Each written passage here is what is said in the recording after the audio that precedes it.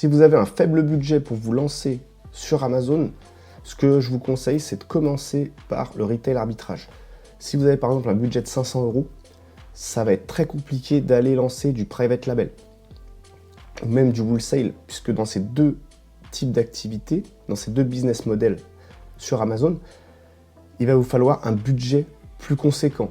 On va aller sur 3 000 € minimum pour lancer du private label, 2 à 3 000 € à peu près, vraiment le minimum.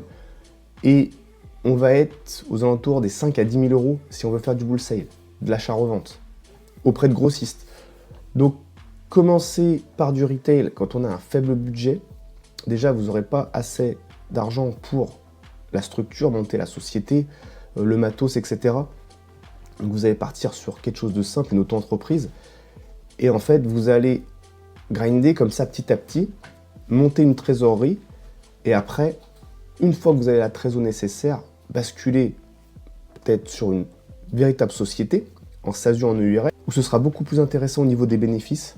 On peut très bien démarrer par l'auto, se constituer un petit capital de départ, et vous allez pouvoir ensuite passer sur des stratégies private label ou sur du wholesale, selon ce qu'on recherche. Certains vendeurs vont vouloir rester en retail arbitrage, il y en a qui font que ça, mais je trouve pas que c'est le business model vraiment le plus efficient à lancer. Le top, c'est d'avoir les trois activités, bien sûr.